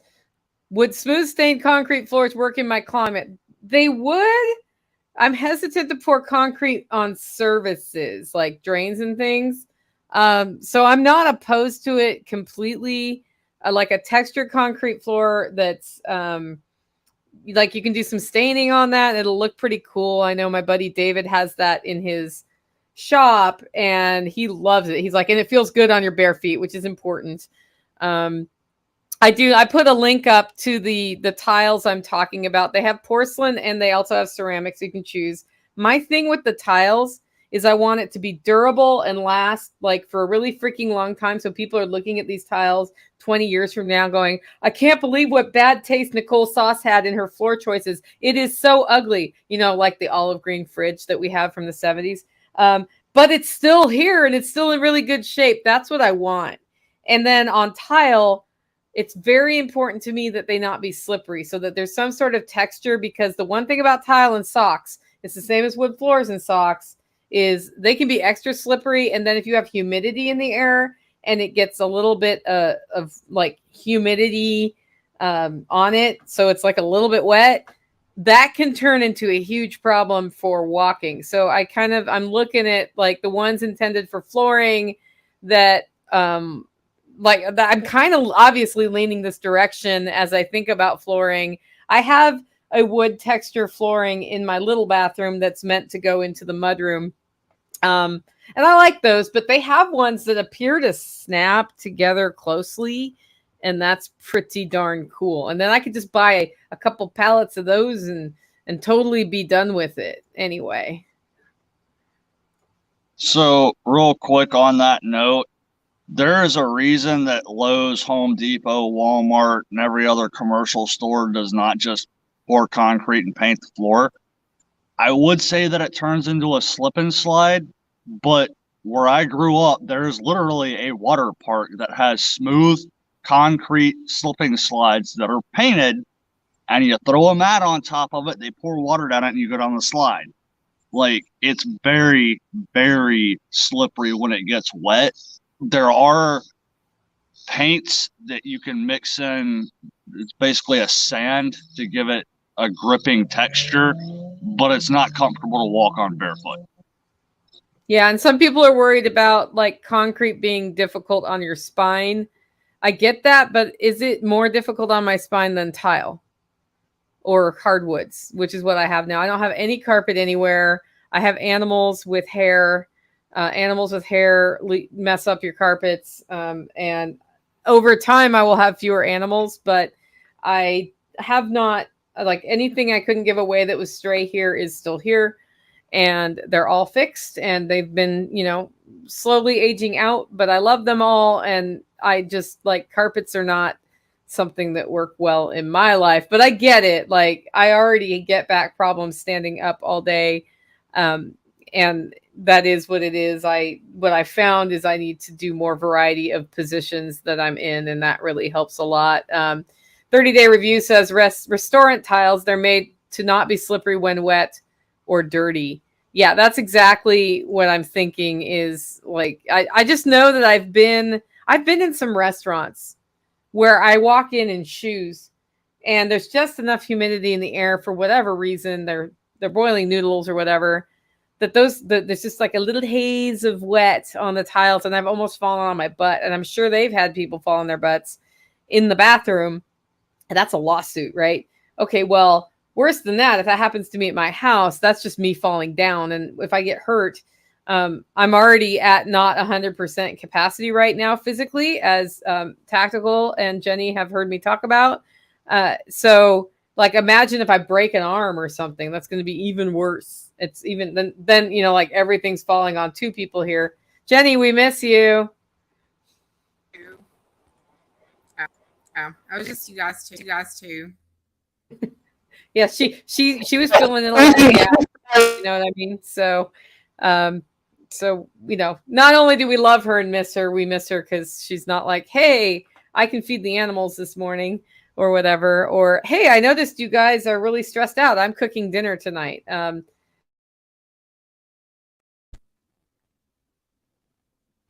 unmuted you, sweetie. Yeah, I didn't hear the last part of what you said because I think you muted yourself too soon.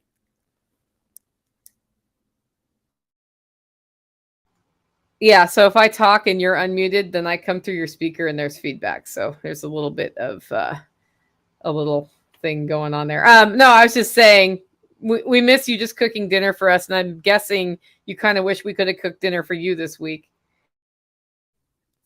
Oh yeah, definitely could have used that this week. Not in this apartment. I don't even have my dishes here right now. But there's so much. I guess I didn't realize how much I was going to miss when I left either, though. Like just that, like having that, that sense of community, having together, doing things together. You know, I miss that a lot.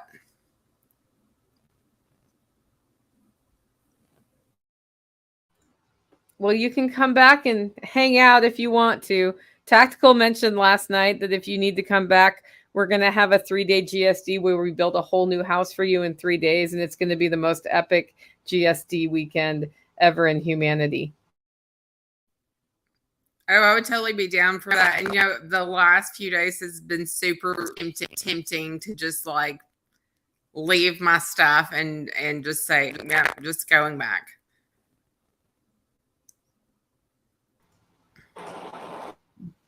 But you're not. I think Tactical wants to say something. If you leave, can you set your apartment on fire? I want video. I can't openly answer your question. So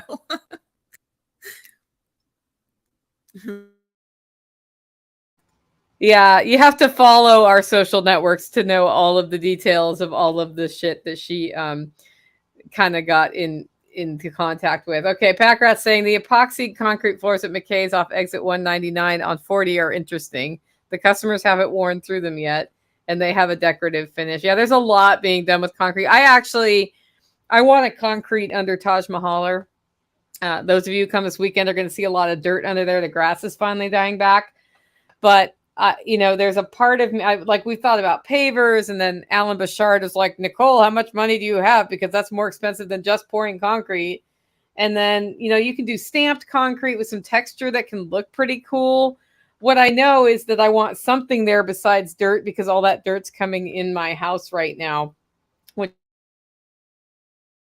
Okay, Jenny, I'm going to hand it over to you to say whatever you want to say. Hold on. Well, I thought this was friendly. I can't say everything that I want to say out loud on this channel, but I'm staying optimistic. I'm taking things as they come, and I miss the hauler. I miss you guys. So I'm very happy for the time that I got to be there, but I'm trying to roll with the punches and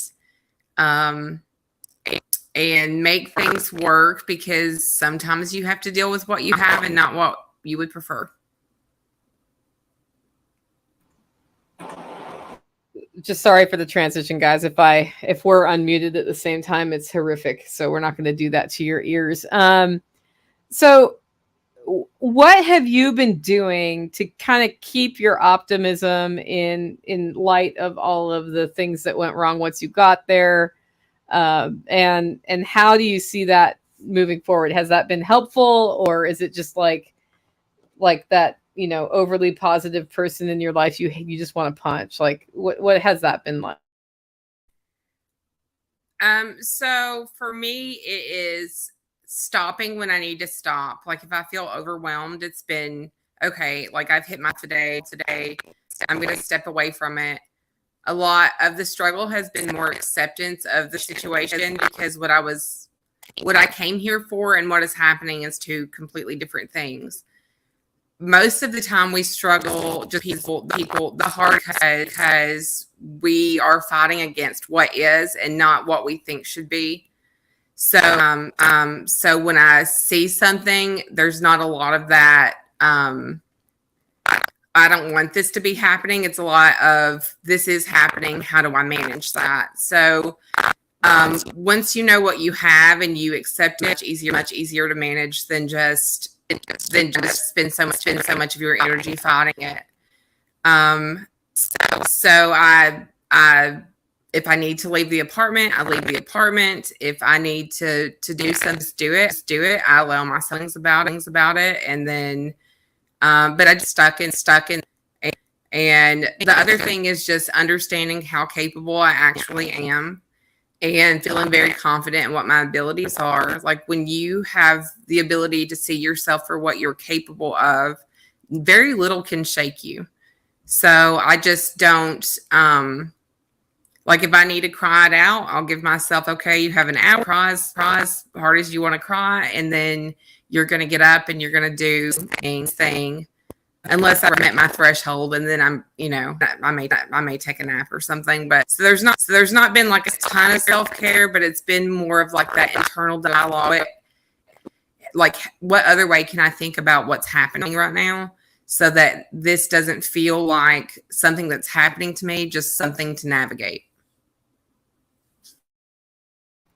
Sounds good. Also, you sound like Max Headroom. You should totally go back and listen to this recording because like it repeats words sometimes. So there's something weird with your connection. We need to get you a headset so that you can talk to us without the feedback in the future. Well, I think that's really insightful. So, you go somewhere expecting one thing, something else happens, and you can either dwell on the other thing happening, which in your case, there were a lot of things happening that I would have totally dwelled on. And I'm sure you spent some time doing that. Or you can be like, okay, what am I going to do now?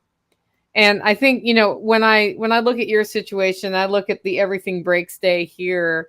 It's like, it is kind of cool when you're like, okay, I dealt with that.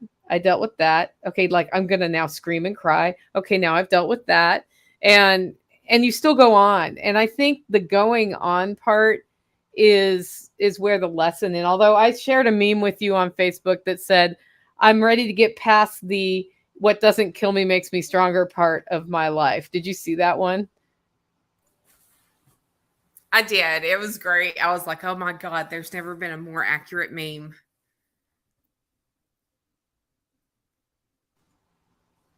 Well, we are looking forward to your next visit here. Hopefully that'll happen soon. Tactical has wandered off. Guys, do you have any other questions for us? I haven't seen any coming up here. I just know that there's a skinny redneck running around on camera outside, drinking his coffee out of a giant cup. This is like, literally, that's what he looks like all the time. That's what he's like, walking around with his cup. And then you find random coffee cups around the property from time to time because he forgets where he put them down. And then if they're blue, you just put them all back in one place, and he's super happy to find those. Anything you want to share with people, Tactical? Yeah. We're playing the mute on mute game. We got to figure this whole thing out. I got to play with my mic again to see if I can actually get it to work with my phone. Well, here's a question from 30 Day Reviews. Suggestions on easy skill to learn that can make money. What do you mean by easy skill to learn? I was thinking about making money today and what it takes to make money. Because a lot of what it takes to make money is focus on making money and actions that make you money. And I was like, you can drive for roadie and make some money. You can donate plasma and make some money. You can sell stuff you don't need and make some money. All of this takes effort, guys. You can invest in the stock market and make money. And I was thinking specifically about somebody who was explaining why they didn't have money because of their living expenses. And I was like, literally, if what you want to do and the most important thing to you is to save a pile of money up, the way you get your expenses down fastest, it's not fun, and you got to have some money going in, right? Find a camper, buy a camper, and pay fees at a campground to live at the campground and stack cash. And I say it's not an easy thing, but that is one way because there are fees at campgrounds, but often you can get monthly fees under $400 for that. And your rent just dropped to $400. You've got money in the camper that you're going to resell.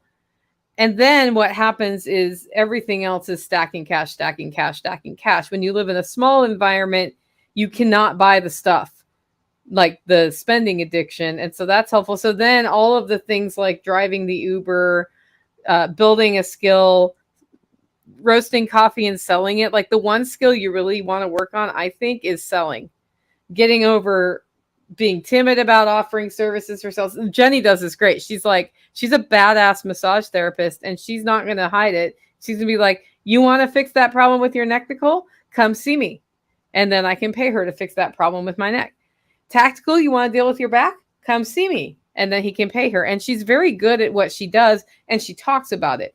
And so if you're running into the sales thing as your problem, practice talking about the thing you do, no matter what it is. If it's video editing, outsource your video editing. If it's growing tomatoes and you want to sell tomatoes, sell those tomatoes. If it's giving people training sessions, then sell those. I think it's not like the one skill you should work on is selling whatever it is that you're doing, because there are so many ways. I was looking around today. I was like, there are so many ways to make money that it almost becomes overwhelming because you can't do them all well. And if you do them all poorly, you won't make money. But if you do a few of them well, you will start to make money. And that can make a huge difference. And I know, like last month, I went into the month with really low cash flow because July is usually a slow month. And it's also the month that I have like big expenses come through. And I just started doing my money mornings, where I focus on money in the mornings. And as a result of that, I have better, like, this July was definitely better than last year. And I'm going to hand it over to Jenny for her thoughts on that. I'm going to mute me and unmute her. So the other thing is, I saw something yesterday that made me think about product design, and you don't have to have any real special class or anything for that. There was a lady who outsourced, what she would do is come up with something about like, I want this design on a towel or a yoga mat or whatever. And then she would outsource it for a really low cost. And then when she would sell her product, she would just bump it up. And all she did, it was, moving around some little icons or whatever. And then she would just order that product, bump up what her cost was, and just resell it. Like she didn't even have to do anything. Stuff like that. I think the other thing is when you believe in what you're selling, it's easier to sell. So I've been working on my own product line for Pain Relief and Sleep. And while I haven't given that any energy since I've been here, it's been on the forefront of my mind. Here's a thing I already have the materials for. I already have the knowledge of. I've been working on wording with marketing.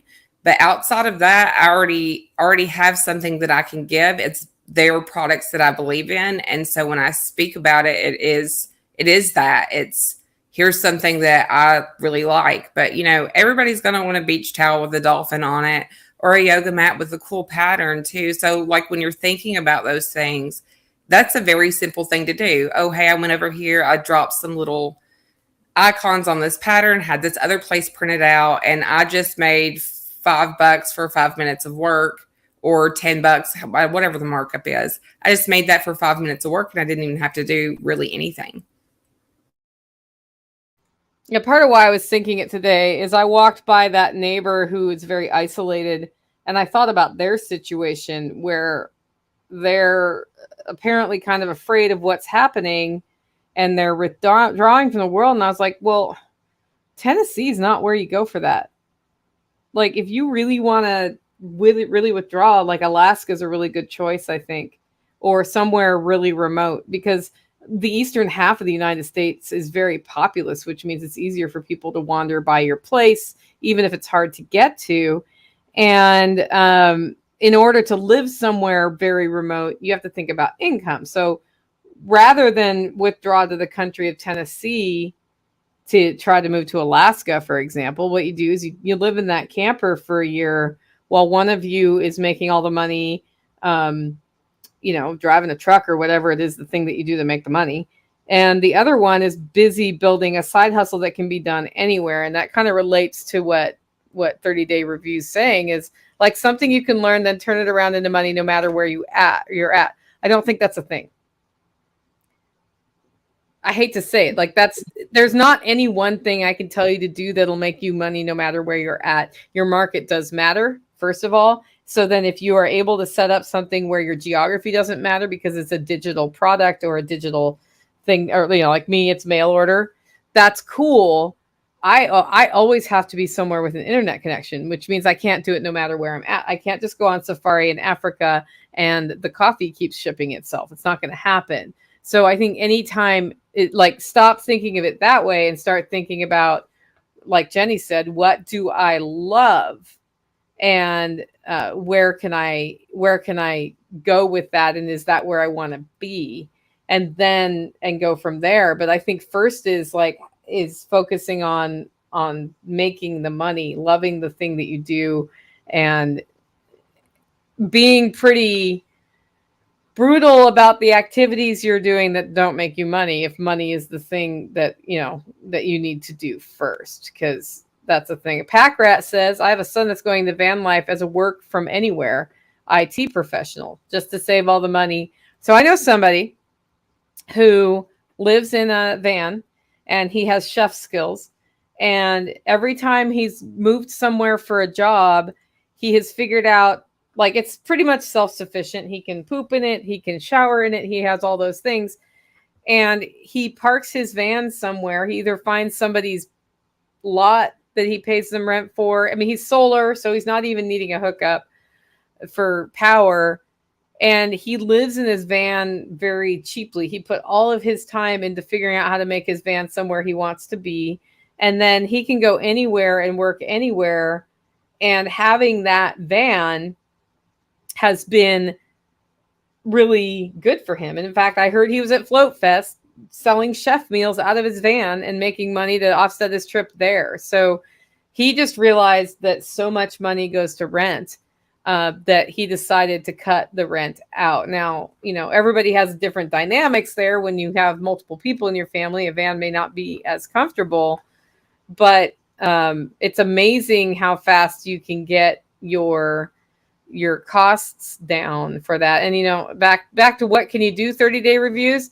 You're somewhere where snow happens and snow melts. And when snow is melted, there's a buildup of dog poop in yuppie people's yards.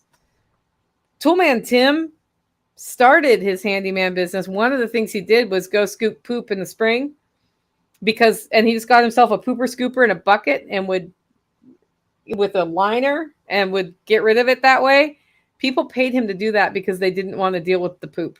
So the other thing is, sometimes ways to make money are doing things most people don't want to do, and they're willing to pay you for it.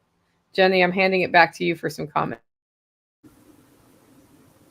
Yeah, there's a ton of stuff that people don't want to do. This is why you see, so I know people complain about what, like, servers are asking for wage and stuff, but that's a thing. Like, when you don't want to cook, you go out and you eat. So there is a ton of stuff that you could definitely do that other people just don't want to do.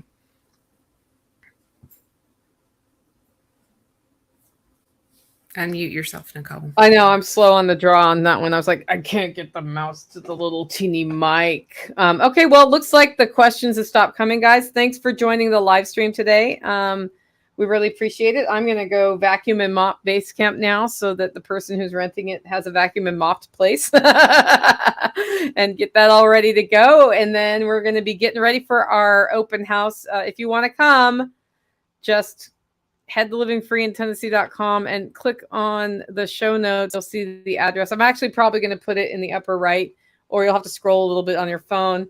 I'll have that address up for about a day, and then I'm pulling it back down, even though my address is totally all over the internet. I don't necessarily want it front and center all the time. 9:00 Central, not Eastern. If you show up an hour early, I'm going to be like, you need to leave, because I'm going to need all the way up till 9:00 to be ready tomorrow, partially because I go to the farmer's market in the morning, and I'm going to come home with some produce, which is going to be great. Anyway, guys, thanks for joining us, and we'll see you next time.